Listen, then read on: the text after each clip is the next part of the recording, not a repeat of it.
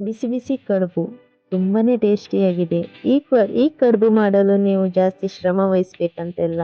ಈಸಿಯಾಗಿ ಟಕ್ ಅಂತ ಆಗಿಬಿಡ್ತದೆ. ಈ ಕಡುಬು ಮಾಡಲು ಯಾವುದೇ ಶ್ರಮ ವಹಿಸ್ಬೇಕಂತಿಲ್ಲ. ಅರ್ಜೆಂಟಲ್ಲಿ ಟಕ್ ಅಂತಾನೆ ಮಾಡ್ಬೋದು.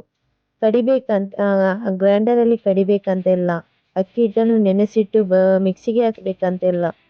ಹಾಗೆ ಮಾಡಿ ಬಿಡ್ಬೋದು ಈ ಕಡುಬು. ತುಂಬಾನೇ ಈಸಿಯಾಗಿದೆ. ಒಮ್ಮೆ ಮಾಡಿದ್ರೆ ನೀವು ಪದೇ ಪದೇ ಮಾಡ್ತೀರಾ. ಅರ್ಜೆಂಟಲ್ಲಿ ಇರುವವರಿಗೆಲ್ಲ ಇದು ತುಂಬಾನೇ ಯೂಸ್ ಆಗ್ತದೆ. ನಮಸ್ಕಾರ ಫ್ರೆಂಡ್ಸ್, ನಾನು ಉಡುಪಿ ಮಂಗಳೂರಿನ ಪ್ರಪಿತಾ ಮೋಹನ್. ನಾನು ಹಿಟ್ಟಿನಲ್ಲಿ ಕಡುಬು ಮಾಡ್ತಿದ್ದೀನಿ. ಯಾವುದೇ ಥರ ಹಿಟ್ಟಿನ ಟೇಸ್ಟ್ ಆಗಲಿ ಕೈ ಟೇಸ್ಟ್ ಆಗಲಿ ಬರಲ್ಲ. ಅದೇ ಈ ಕಡುಬಿನ ಸ್ಪೆಷಲಿಟಿ. ಅದು ಹೇಗೆ ಮಾಡೋದಂತ ಹೇಳಿಕೊಡ್ತೀನಿ ಬನ್ನಿ. ಒಂದು ಬೌಲಿಗೆ ಅಕ್ಕಿ ಹಿಟ್ಟು 2 ಬೌಲ್ ತಗೊಳ್ಳಿ. ಆದಮೇಲೆ ಅವಲಕ್ಕಿ 1 ಬೌಲ್ ತಗೊಳ್ಳಿ. ಅವಲಕ್ಕಿಯನ್ನು ಸ್ವಲ್ಪ ನೀರಾಕಿ ನೆನೆಸಿಡಿ. 1 ಸೆಕೆಂಡ್ ನೆನೆಸಿಟ್ಟರೆ ಸಾಕು, ಅದು ಸ್ಮೂತಾಗಿ ಪೇಸ್ಟ್ ಆಗ್ತದೆ. ಆದಮೇಲೆ ನೆನೆಸಿಟ್ಟ ಅವಲಕ್ಕಿಯನ್ನು ಅಕ್ಕಿ ಹಿಟ್ಟಿಗೆ ಹಾಕಿ, ಮತ್ತು ಅಕ್ಕಿ ಹಿಟ್ಟಿಗೆ ಎಷ್ಟು ನೀರು ಬೇಕು ಅಷ್ಟು ನೀರನ್ನು ಹಾಕಿ, ಆದಮೇಲೆ ಸೇಮ್ ಬೌಲಲ್ಲಿ ಅರ್ಧ ಬೌಲ್ ತೆಂಗಿನಕಾಯಿ ತುರಿಯನ್ನು ಹಾಕಿ ಕಲಕಿ, ಅದು ನಾನು ಮಾಡಿ ತೋರಿಸ್ಲಿಲ್ಲ. ಇಷ್ಟು ಅದಕ್ಕೆ ಕಲಕಿ ಆಯ್ತಾ. ಈ ಥರ ಕಲಕಿ ಇಟ್ಟು 1 ಗಂಟೆ ಇಲ್ಲಾಂದ್ರೆ ಅರ್ಧ ಗಂಟೆ ಇಡಿ. ತುಂಬ ಅರ್ಜೆಂಟ್ ಇದ್ದರೆ 15 ಮಿನಿಟ್ಸಲ್ಲಿ ಸಹ ನೀವು ನೆನೆಸಿಟ್ಟು ತೆಗಿಬೋದು. ಸೇಮ್ ಅದೇ ಅದಕ್ಕೆ ಕಲಕಬೇಕಾಗ್ತದೆ. ಯಾಕಂತೇಳಿದ್ರೆ ಈ ಥರ ಅಂಟಿಸ್ಲಿಕ್ಕೆ ಅಷ್ಟು ಹದ ಬೇಕಾಗ್ತದೆ. ಒಂದು ಅರ್ಧ ಗಂಟೆ, ಅರ್ಜೆಂಟ್ ಇದ್ದರೆ 15 ಮಿನಿಟ್ಸ್, ಇಲ್ಲಾಂದ್ರೆ ಅರ್ಧ ಗಂಟೆ, ಇಲ್ಲಾಂದ್ರೆ 1 ಗಂಟೆ ಇಷ್ಟು ನೆನೆಸಿಡ್ಬೋದು. ಅದಕ್ಕಿಂತ ಜಾಸ್ತಿ ನೆನೆಸಿಡೋದು ಬೇಡ. ಒಳ್ಳೆ ಟೇಸ್ಟ್ ಬರ್ತದೆ. ನಾವು ಕಡ್ದು ಮಾಡ್ತೇವಲ್ಲ ಅದಕ್ಕಿಂತಲೂ ಜಾಸ್ತಿ ಟೇಸ್ಟ್ ಬರ್ತದೆ. ನಾನು ಸ್ಟಾರ್ಟಿಂಗಿಗೆ ನೆನೆಸಿಡದೆ ಡೈರೆಕ್ಟ್ ಇಟ್ಟು ಕಲಕಿ ಮಾಡ್ತಿದ್ದೆ. ಆವಾಗ ಸ್ವಲ್ಪ ಕೈ ಟೇಸ್ಟ್, ಹಿಟ್ಟಿನ ಟೇಸ್ಟ್ ಎಲ್ಲ ಬರ್ತಿತ್ತು. ಆದಮೇಲೆ ಈಗ ಏನು ಮಾಡ್ತಿದ್ದೀನಿ ಅಂತ, ನಾನು ಕಲಕಿದ ಹಿಟ್ಟನ್ನು ಅರ್ಧ ಗಂಟೆ ಇಲ್ಲಾಂದ್ರೆ 1 ಗಂಟೆ ಹೀಗೆ ನೆನೆಸಿ ಹಾಗೆ ಮುಚ್ಚಿ ಇಟ್ಟು ಬಿಡ್ತೀನಿ. ಆದಮೇಲೆ ನಾನು ಎಲೆಗೆ ಹಾಕ್ತೀನಿ. ಅದು ನಾವು ಯಾವ ಥರ ಟೇಸ್ಟ್ ಬರ್ತದೆ ಅಂತ ಹೇಳಿದ್ರೆ, ನಾವು ಕಲ್ಲಿನಲ್ಲಿ ಕಡಿತೀವಲ್ಲ ಅದಕ್ಕಿಂತಲೂ ಒಳ್ಳೆ ಟೇಸ್ಟ್ ಬರ್ತದೆ.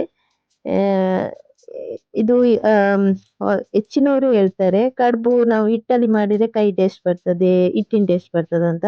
ಇದು ಚೂರು ಆ ಥರ ಟೇಸ್ಟ್ ಬರಲ್ಲ, ಕಲ್ಲಲ್ಲಿ ಕಡ್ದ ಟೇಸ್ಟೇ ಬರ್ತದೆ. ನೀವು ಒಂದ್ಸಲ ಮಾಡಿ ನೋಡಿ. ನಾನು ಇದು ಕಡುಬಿಗೆ ಇದು ಎಲೆ ತಗೊಂಡಿದ್ದೀನಿ, ಯಾವುದು ಗೊತ್ತಾ? ಗೇರು ಬೀಜ ಎಲೆ ಬರ್ತದಲ್ಲ ಅದರ ಎಲೆ ತಗೊಂಡಿದ್ದೀನಿ. ಯಾಕಂತೇಳಿದ್ರೆ ಅದರದ್ದು ಟೇಸ್ಟ್ ಒಳ್ಳೆ ಬಿಡ್ತದೆ. ಕಡುಬಿಗೆ ಗೇರು ಬೀಜದ ಎಲೆದು ಟೇಸ್ಟ್ ಒಳ್ಳೆ ಟೇಸ್ಟ್ ಬರ್ತದೆ. ಆದಮೇಲೆ ಇದಕ್ಕೆ ನಾನು ಕೊಕೊನೆಟ್ ಮತ್ತೆ ಇದು ಬೆಲ್ಲ ಹಾಕಿ ಕಡುಬು ಮಾಡಿದ್ದೀನಿ. ನಾನು ಜಾಸ್ತಿ ಬೆಲ್ಲ ತೆಂಗಿನಕಾಯಿ ಮತ್ತೆ ಬೆಲ್ಲ ಹಾಕಲ್ಲ ಜಾಸ್ತಿ. ಯಾಕಂತ ಹೇಳಿದ್ರೆ ಅದು ಜಾಸ್ತಿ ತಿನ್ಲಿಕ್ಕೆ ಆಗಲ್ಲ. ಒಂದೊಂದು ಕಡುಬು ಮಾತ್ರ ತಿನ್ಲಿಕ್ಕೆ ಆಗೋದಲ್ಲ. ನಾನು ಒಂದು 4 ಇಲ್ಲಾಂದ್ರೆ 3 ಈ ತರ ಬೆಲ್ಲದ ಕಡುಬು ಮಾಡ್ತೀನಿ. ಆದ್ಮೇಲೆ ಹೀಗೆ ಚಪ್ಪೆ ಕಡುಬೆ ಮಾಡ್ತೀನಿ. ಚಪ್ಪೆ ಕಡುಬೆಗೆ ನಾವು ಆಲ್ರೆಡಿ ನಾವು ಕೊಕೊನೆಟ್ ಹಾಕಿರ್ತೀವಲ್ಲ, ಅದು ಟೇಸ್ಟೇ ಬರ್ತದೆ. ಹಾಗೆ ನಾನು ಇಷ್ಟು ಕಡುಬು ಮಾಡಿದ್ದೀನಿ. ಸ್ವಲ್ಪ ಇಟ್ಟು ಬಂದಿದ್ದೀನಿ. ಕಡುಬು ಮಾಡುವಾಗ ಕೆಲವು ಸಲ ಇದು ಈ ತರ ಅಂಟುವುದಿಲ್ಲ, ಎಲೆಗೆ ಅಂಟುವುದಿಲ್ಲ, ಕೈಗೆ ಅಂಟುತ್ತದೆ, ಹಿಂದೆ ಬರ್ತದೆ ಅಲ್ವಾ ಕಡುಬು ಮಾಡುವಾಗ. ಆವಾಗ ಏನ್ ಮಾಡ್ಬೇಕು, ಕೈಗೆ ಸ್ವಲ್ಪ ನೀರು ತಾಗಿಸ್ಕೊಳ್ಬೇಕು. ನೀರು ತಾಗಿಸಿ ಅಂಟಿಸ್ಬೇಕು. ಆವಾಗ ಅದು ಕೈಗೆ ಹಿಂದೆ ವಾಪಸ್ ಬರಲ್ಲ ಹಿಟ್ಟು. ನೋಡಿ ಒಳ್ಳೆ ಅಂಟುತ್ತದೆ ಎಲೆಗೆ. ಸ್ವಲ್ಪ ಕೈಗೆ ನೀರು ತಾಗಿಸಿ ಅಂಟಿಸಬೇಕು ಎಲೆಗೆ, ಆಯ್ತು. ಅವಾಗ ಚೆನ್ನಾಗಿ ಅಂಟ್ತದೆ. ನಾನೀಗ ಇದನ್ನು ತಂತ್ರದಲ್ಲಿ ಇಟ್ಟಿದ್ದೀನಿ. ಸಿಹಿ ಕಡುಬನ್ನು ಒಂದು ಸೈಡಲ್ಲಿ ಇಟ್ಟಿದ್ದೀನಿ. ಸಿಹಿ ಕಡುಬು ನಾನು 3 ಮಾಡಿದ್ದು. ನಾವು ಜಾಸ್ತಿ ತಿನ್ನಲ್ಲ ಸಿಹಿ ಕಡುಬು. ಅದೊಂದು ಟೇಸ್ಟಿಗೆ ಸ್ವೀಟ್ ತಿಂದಾಗೆ ಆಗ್ತದೆ, ಅದಕ್ಕೆ ಅದು 3 ಮಾಡಿದ್ದೀನಿ.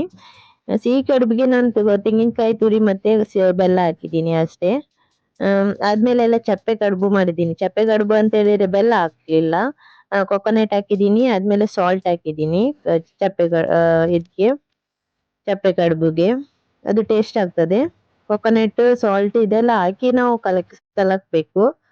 ಕಲಕುವಾಗ ಫ್ರೆಂಡ್ಸ್, ಬಿಸಿ ಬಿಸಿ ಕಡುಬು ರೆಡಿಯಾಗಿದೆ. ನನಗೆ ಇದು ಮಾಡಲಿಕ್ಕೆ ಜಸ್ಟ್ ಒಂದು 3 ಸೆಕೆಂಡ್ ಅಷ್ಟೇ ತಾಗಿದ್ದು, ಜಾಸ್ತಿ ತಾಗಲಿಲ್ಲ. ಜಸ್ಟ್ ಒಂದು ನೆನೆಸಿ ಇಡ್ಲಿಕ್ಕೆ ಒಂದು 30 ಮಿನಿಟ್ಸ್ ಅಲ್ಲಿ ನಾನು ತೆಗ್ದಿದ್ದೀನಿ. 1 ಗಂಟೆ ಇಟ್ಟರೆ ಇನ್ನೂ ಒಳ್ಳೆ ಆಗ್ತದೆ, ಸ್ಮೂತ್ ಆಗ್ತದೆ. ಇದು ಯಾಕೆ ಸ್ಮೂತ್ ಆಗ್ತದೆ ಗೊತ್ತಾ? ನಾವು ಇದಕ್ಕೆ ಹಾಕ್ತೀವಿ, ಏನು ಗೊತ್ತಾ, ಅವಲಕ್ಕಿ ಹಾಕ್ತೀವಲ್ಲ 1 ಬೌಲು, ಅದು ಸ್ಮೂತ್ ಕೊಡ್ತದೆ. ಆದ್ಮೇಲೆ ನೆನೆಸಿ ಇಡ್ತೀವಿ, ಹಾಗೆ ಮುಚ್ಚಿಡ್ತೀವಲ್ಲ ಕಲಕಿ, ಅದು ಸ್ವಲ್ಪ ಸ್ಮೂತ್ ಆಗ್ತದೆ. ಹಾಗಾಗಿ ಸ್ಮೂತ್ ಆಗ್ತದೆ. ನಾವು ಕಲ್ಲಲ್ಲಿ ಕರ್ದ ಟೇಸ್ಟೇ ನಮಗೆ ಸಿಗ್ತದೆ. ಮತ್ತು ಗೇರುಬೀಜ ಎಲೆಯಲ್ಲಿ ಮಾಡಿ ಟೇಸ್ಟಿಯಾಗಿರ್ತದೆ.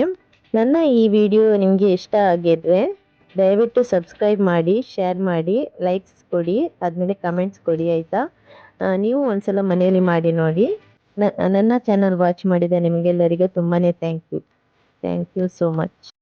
Subscribe at Prapita Mohan.